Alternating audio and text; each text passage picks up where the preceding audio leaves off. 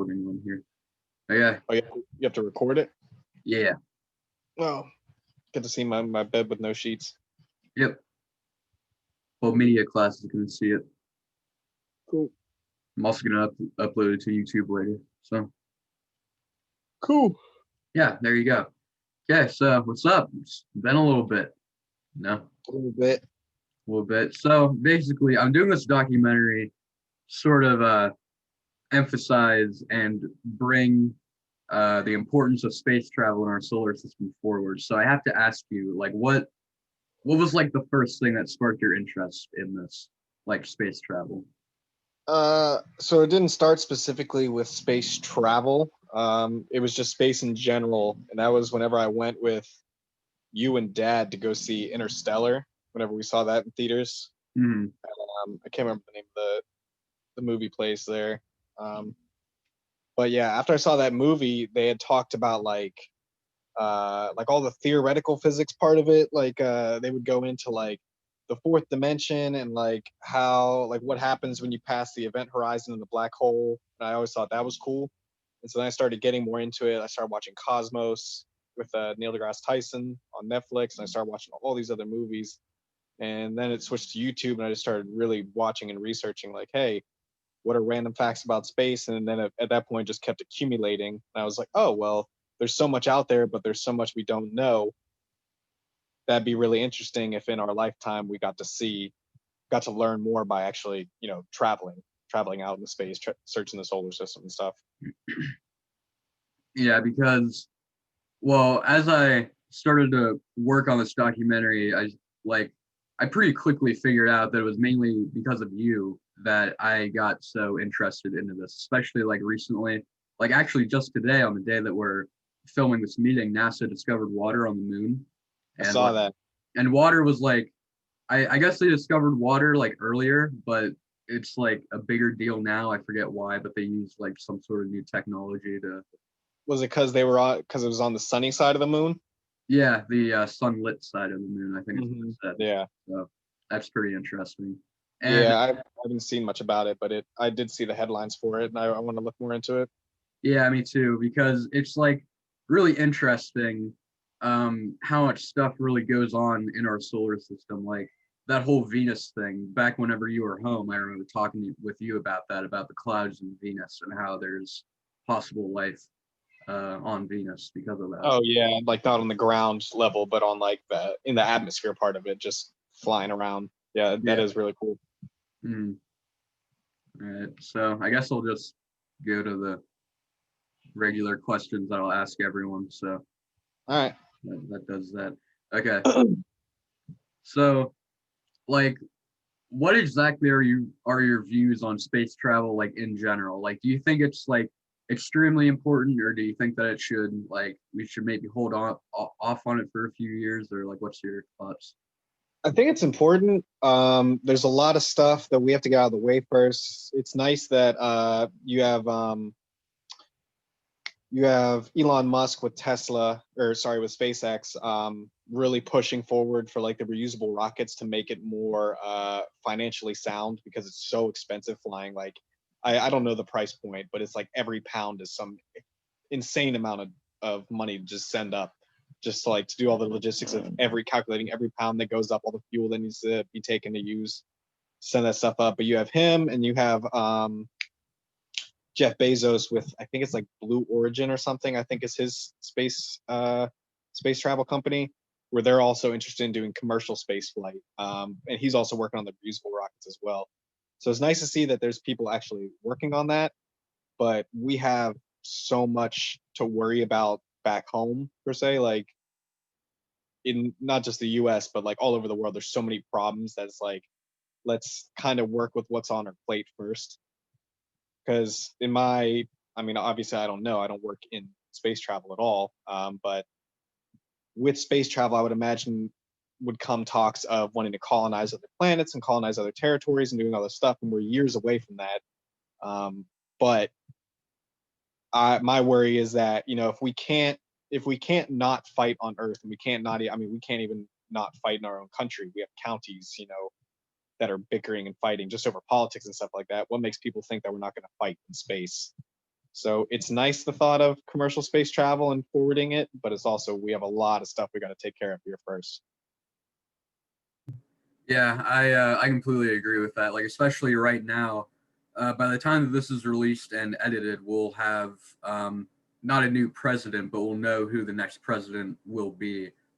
Hmm. And the politics in this country are going absolutely out of control. Like it's October 26th right now, and tensions are rising each and every single day on politics. So it's kind of difficult to realistically imagine space travel if we can't even settle differences in our own country, kind of.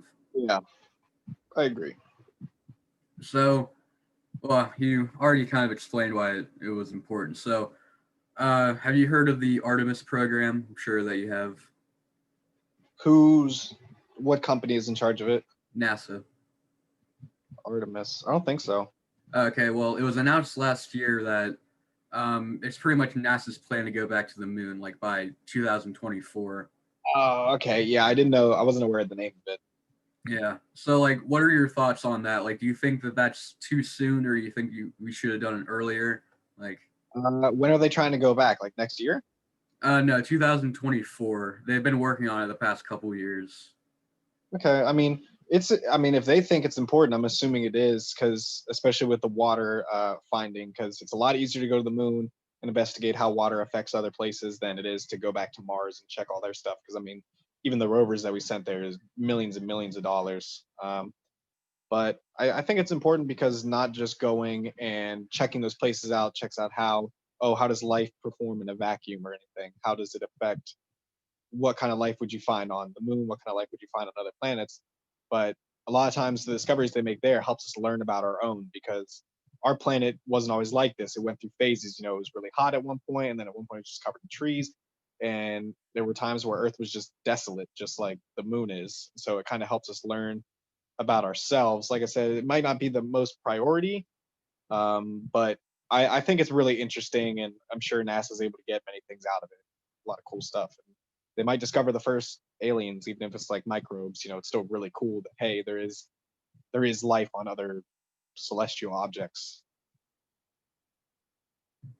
Yeah, I agree with that too. And basically, the main point of the Artemis program, from what I've understood, is to have I think they said a sustained presence on the moon by the end of the decade. So get there by 24, and then by the end of the decade, possibly even a moon base is uh, within the near future. Mhm.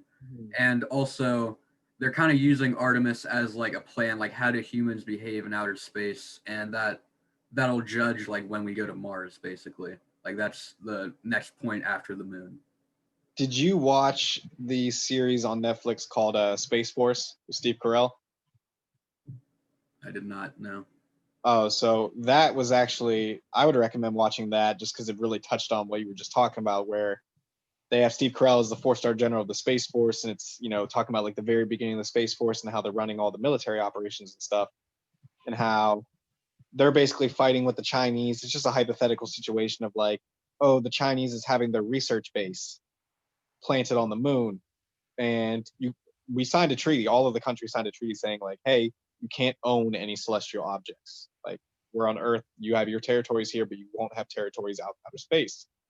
And so in the show, the U.S. wants to land where they put their base. We didn't know that they had a base there, and they said, "No, we can't have you land here because your machines are going to heat up the atmosphere in our area, or not the atmosphere, but heat up something that's going to mess up their detections in their research areas." So there were little loopholes, and I thought that was really interesting because that's how humans act, very territorial. Even if you would make an agreement saying we're not going to go in your spot, even though we can't own it.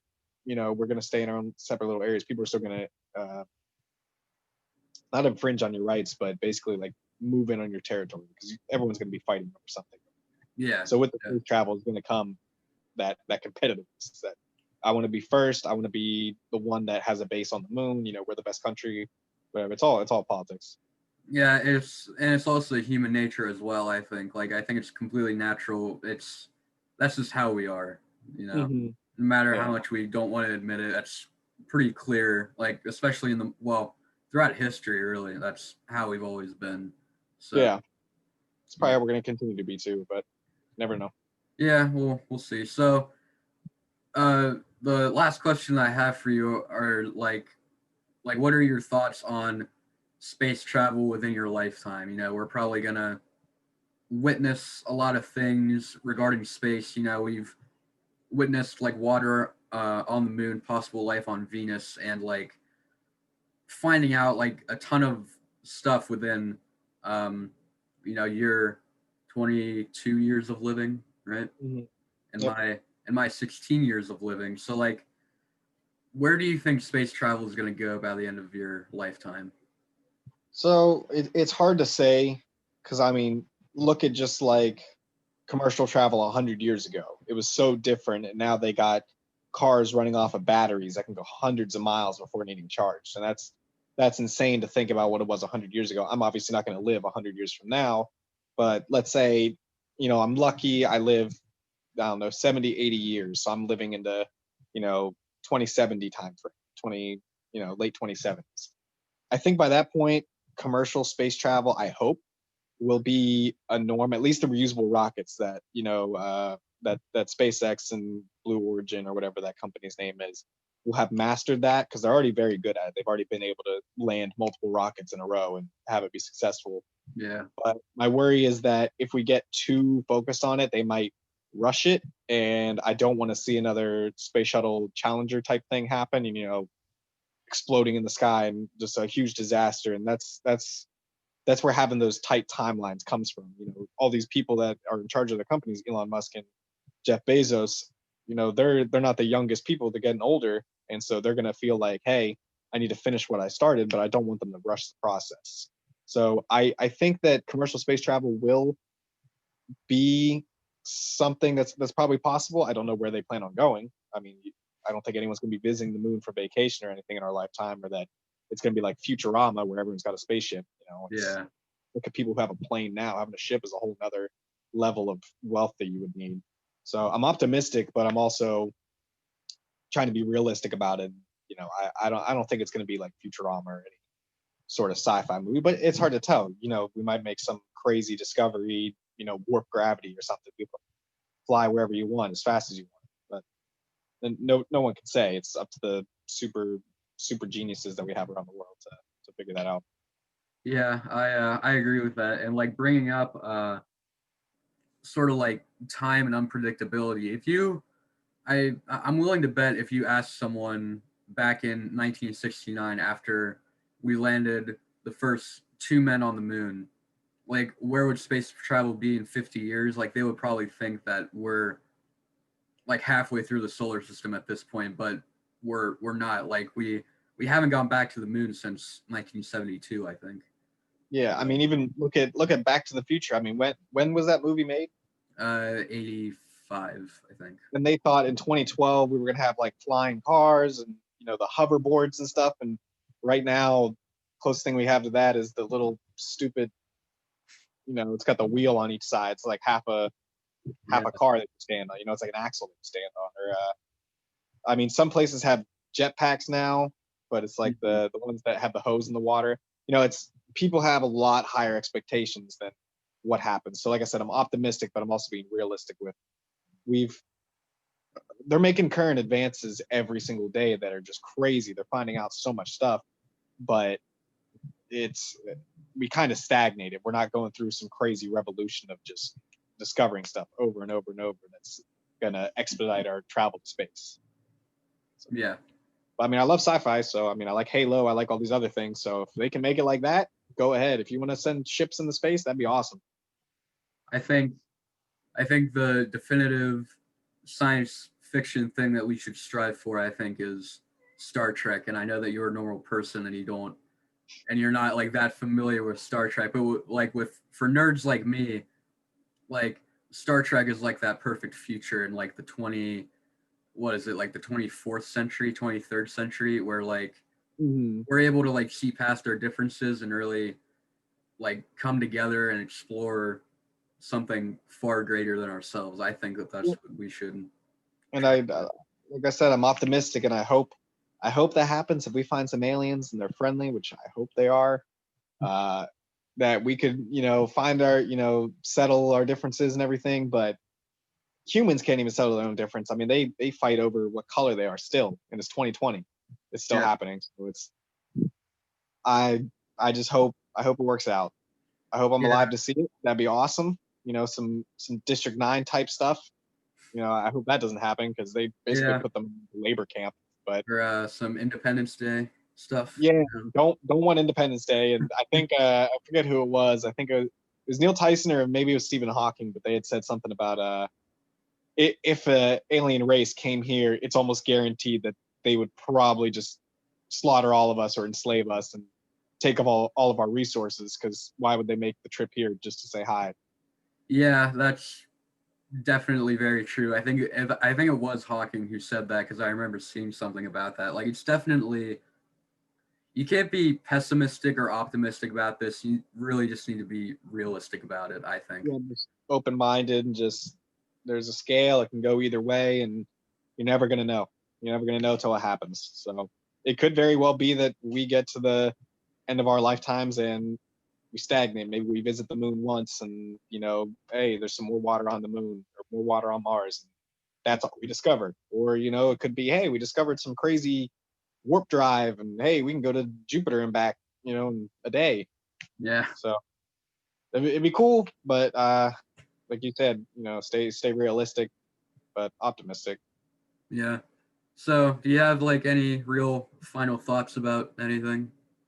Uh, I don't know. I'm interested to see where the Space Force goes because as of right now, they're just doing satellite stuff that the Air Force already had control of. So I Yeah. don't know if it's gonna run like like the militaries and all these sci-fi things. If it's gonna be, hey, you're in charge of these ships and you have like a space fleet and all this stuff, or if they're preparing for that. I'm sure the government knows more than what I know, but that You I'm work for the government, so yeah. Well, I don't know everything. I know very far from it, but hey, I mean, that's what I'm most interested to see. And if commercial space travel comes into play, I'm sure that'll become more and more apparent. There'll be a lot more astronauts, not one in a million type person, but it'll be a lot more, like, back in the day with Orville Wright, the Wright brothers, there was like one or two pilots, those were the guys. And now, you have hundreds of thousands of pilots all over the world. So maybe it'll turn into that where hundreds of thousands of astronauts. So I always thought that'd be cool, but that's a whole separate thing. But I'm hopeful. yeah, it's really all that you got to be whenever, especially like we're not even talking about exploring different parts of our galaxy. I'm mainly focusing on just the solar system, like the moons of Jupiter and Saturn and stuff. Like, Yep. Yeah. Leave the rest to astronomy until we discover warp drive or something. yeah, that's true, I guess. But who knows when that'll happen? But Never know. never know. Okay, well, thank you for doing this interview. It'll be great help for the documentary. So, Yep. No problem. Later. there's the dog. Okay, see you later, man. See ya.